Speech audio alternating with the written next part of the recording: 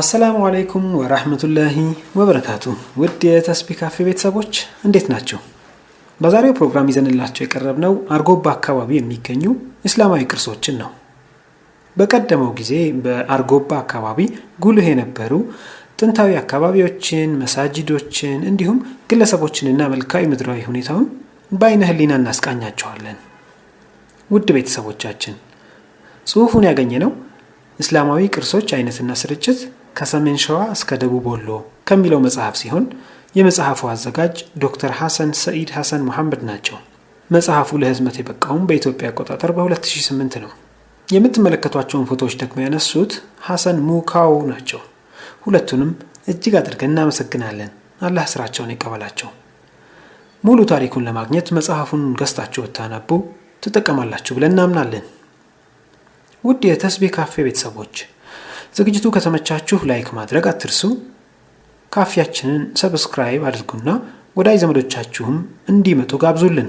የደውሏን ምልክት ብትጫኑ ደግሞ ሁል ጊዜ የምንሰራቸው ስራዎች ቶሎ እንዲደርሷችሁ ያደርጋችኋል።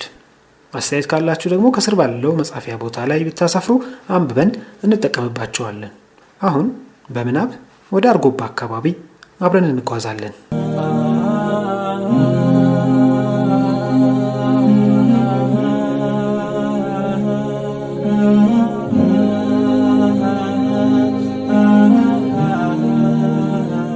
አፋር ክልል አርጎባ ልዩ ወረዳ።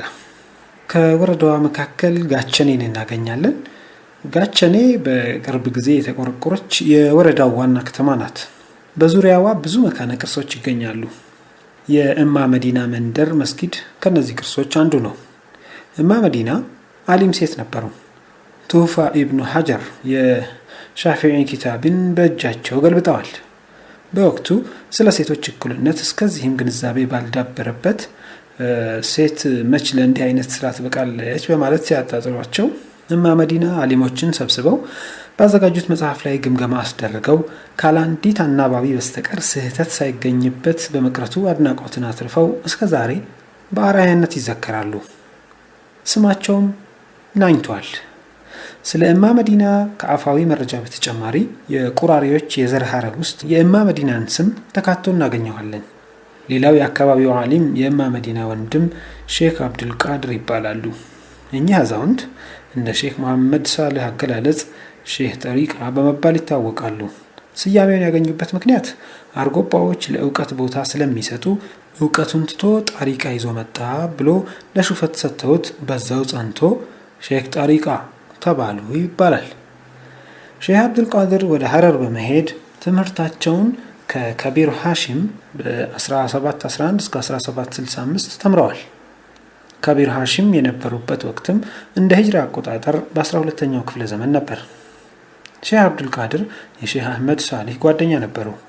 የቃድርያ ጠሪቃ ሐረር አንድ ላይ ነበሩ። ሼህ አህመድ በየመን ሞካ ተብላ በምትጠራው ከተማ እንደ ሂጅራ አቆጣጠር በ1212 ወይም በ1797 አካባቢ ከዚህ ዓለም በሞት ተለይተዋል።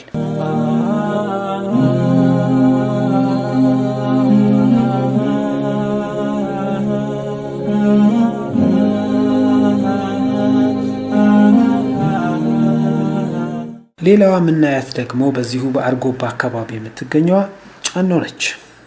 ጫኖ ከጋቸኔ ከተማ ከአርጎባ ልዩ ወረዳ 39 ኪሎ ሜትር ርቀት ላይ የምትገኝ የንግድና የእውቀት ማዕከል ነበረች። ጫኖ ከፍታዋ ከባህር ጠለል በላይ 1388 ሜትር ላይ ትገኛለች። ይህች ጥንታዊ ከተማ የኢትዮጵያ ታሪክ ሲወሳ አብራ የምትዘክርባቸው በርካታ ታሪኮች አሏት። በተለይ ለመረጃ ቴክኖሎጂ በር የከፈተውን የነፋስ ስልክ ለመጀመሪያ ጊዜ የተዘረጋው ከዚህች ከተማ ወደ አልዩ አምባ ነው። የባሪያ ንግድ ቀረጥም የተጀመረው በዚህቹ ከተማ ነው። የመጀመሪያው የሀገራችን ጉምሩክ የተቋቋመውም በጫኖና በአልዩ አምባ አካባቢ ነበር። የሀገራችንን ታሪክ የሚያውቁ ሁሉ በኩራት ይዘክሯታል። ጫኖ እንደ ሂጅራ አቆጣጠር ከ6ኛው እስከ 10ኛው መቶ ክፍለ ዘመን ውስጥ ሳትቆረቆር እንዳልቀረች ይገመታል። ወደ ሌሎቹ የከተማዋ ቅርሶች ስናመራም የስልጣኔዋና የውበቷ መገለጫ የሆኑ እድሜ ጠገብ መስጊዶቿ ይገኙባቸዋል። በጫኖ ውስጥ የሚገኙት መስጊዶች 4 ናቸው። እነሱም አህመድ ሀገር፣ ባቄሎ፣ አቦከርና የመላሳይ ሀገር መስጊዶች ናቸው። እያንዳንዳቸውን እንመለከታቸዋለን።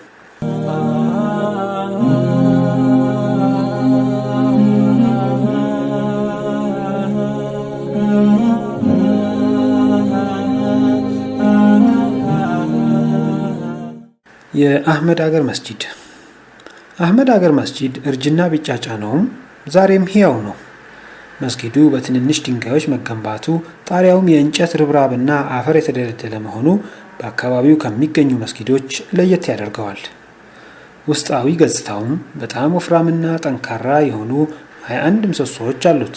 ይህ መስጂድ እስከ ቅርብ ጊዜ ድረስ አገልግሎት ሲሰጥ የነበረ መስጂድ ነው። ሆኖም በአሁኑ ሰዓት ኦና ሆኖ በመፈራረስ ላይ ይገኛል።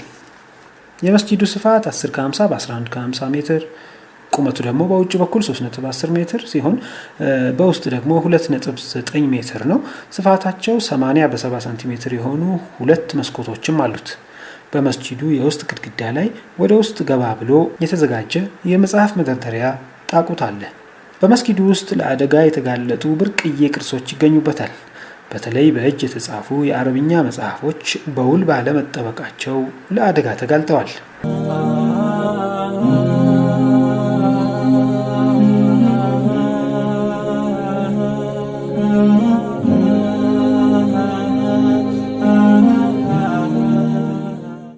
ወደ ሁለተኛው መስጂዳችን እንለፍ። የመለሳይ አገር መስጂድ። መለሳይ አገር የሚባለው መስጂድ ከፍታ ላይ የተመሰረተ ሲሆን ብዙ የድንጋይ ቤት ፍርስራሽ በአቅራቢያው ይገኛል። የመስጂዱ ስያሜም ከኢማሙ አህመድ ጦር ውስጥ መለሳይ የሚባል እንደነበረ አይዘነጋም። የዚህ መስጊድ ስያሜ ከዚህ የተወሰደ ሊሆን እንደሚችል ይገመታል። መለሳይ በግዕዝ ዜና መዋዕል የተጠቀሰ ሲሆን ሙስሊም የሚል ፍቺ ተሰጥቶታል። የመለሳይ መስጂድ ጣሪያው ፈራርሶ ግድግዳው ብቻ ቀርቷል። በውስጡም የተለያዩ ዛፎች በቅለውበታል። መስጊዱ እስከ ቅርብ ጊዜ ድረስ ያገለግል እንደነበር ሽማግሌዎች ይናገራሉ። የጠላሃ ጃዕፈር ልጅ መነል ከሪም ለትምህርት ወደ ቦታው በተጓዙበት ወቅት በመስጂዱ እንደሰገዱና በወቅቱም ብዙ ተማሪዎች እንደነበሩ ተናግረዋል። የመስጂዱም ስፋት 24 ሜትር ሲሆን 3 ሜትር ከ30 ሳንቲሜትር ቁመትም አለው።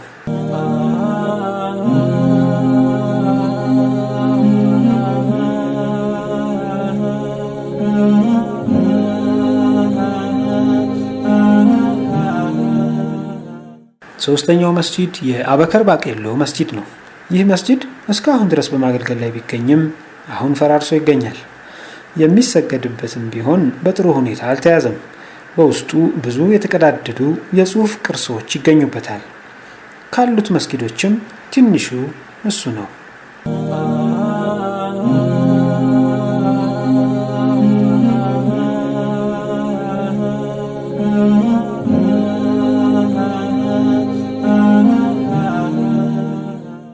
የቁራሬ መንደር።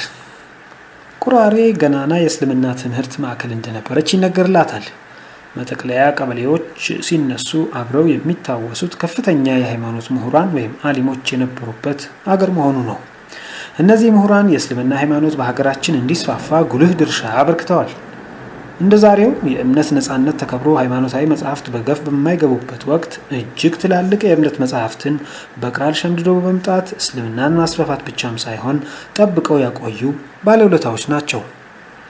ይህን በተጨባጭ ለማስረዳት በኢትዮጵያ የሙስሊም ታሪክ ከፍተኛ ቦታ የሚሰጣቸው የሸህ ቡሽራ ገታ አባት ትውልድና እድገት የጥንቱ ቁራሬ የዛሬው መጠቅለያ አካባቢ ነው። አባታቸውም አማይ መሐመድ የኖሩትና ያለፉት እዚሁ መጠቅለያ አካባቢ ነው። የአባታቸው የቀብር ቦታና መስጂዳቸው አሁንም ድረስ በአካባቢው ሰዎች ይጎበኛል። በዚህች ታሪካዊ መንደር ወንዶቹ ብቻ ሳይሆኑ ሴቶቹም በቤት ውስጥ ያለባቸውን የሴትነት ግዴታቸውን እየተወጡም ጎን ለጎን ራሳቸውን በእስልምና ትምህርት ብቁ ያደርጉ ነበር። በአፄ ዮሐንስ በግድ ሃይማኖታቸውን ካዱ በሚባሉበት ዘመን ወደ ጅማ የተሰደዱት ስመጥሩ አሊም ሼህ ሙሐመድ ቁራሬ ከዚህ ነው የወጡት። በወቅቱ አባ ጅፋር አቀባበል አድርገውላቸው እህታቸውን እንደዳሯቸውና በጅማና በጎማ የእስልምና እውቀት ያስተማሩ እውቅ አሊም ነበሩ።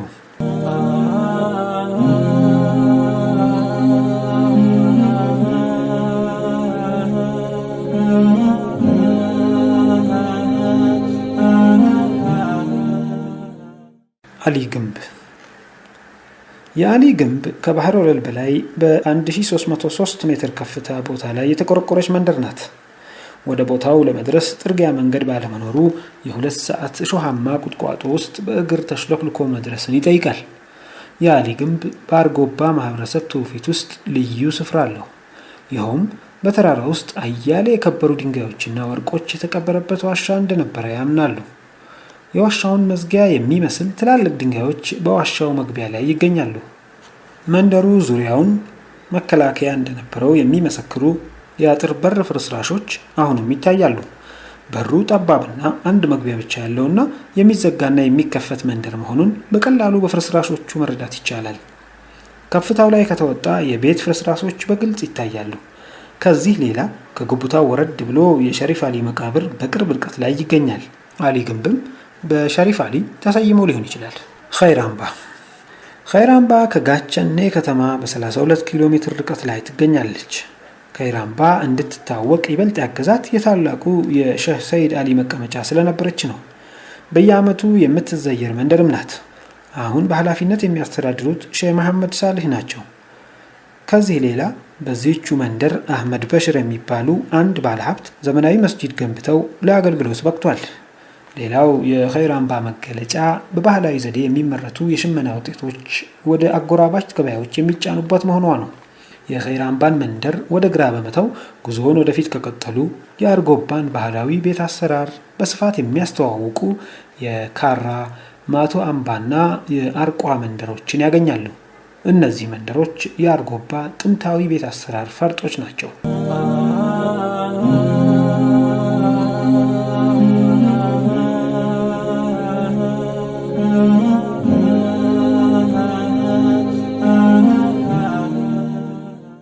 ገበሮች።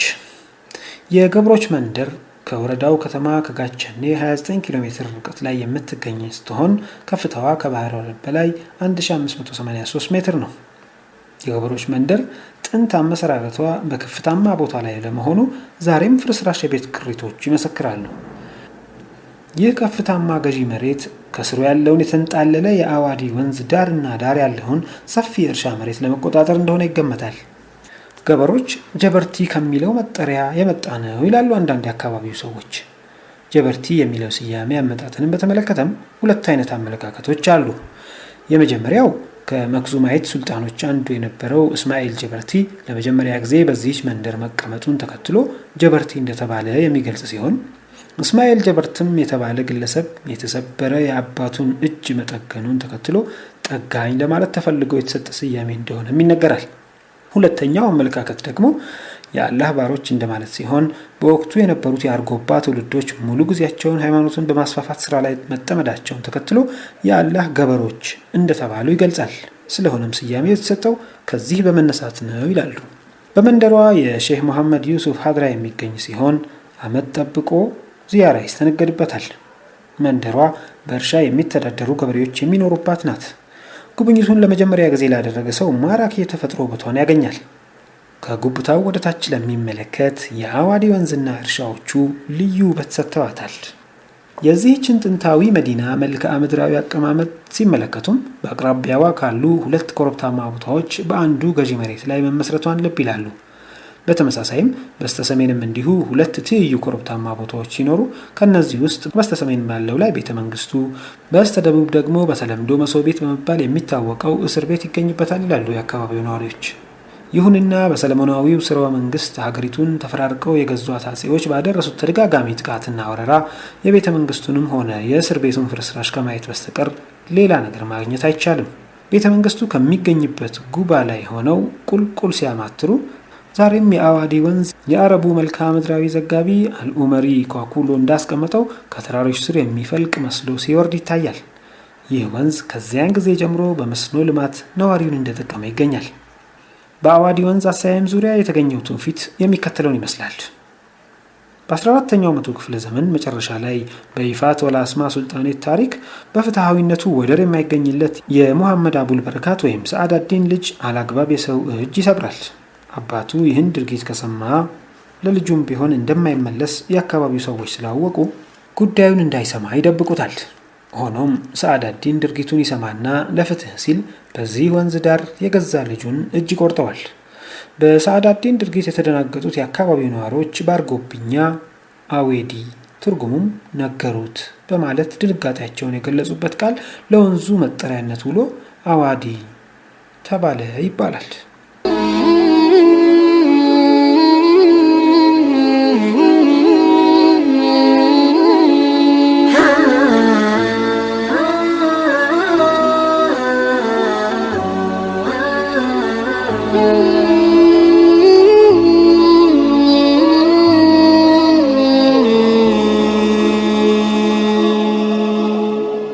ውድ የካፌያችን ታዳሚያን ለዛሬ በአርጎባ አካባቢ የነበረን ቆይታ በጥቂቱ ይህን ይመስል ነበረ።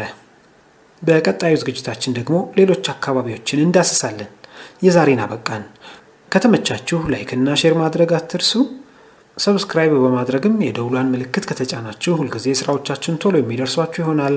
ወሰላሙ አለይኩም ወራህመቱላሂ ወበረካቱ።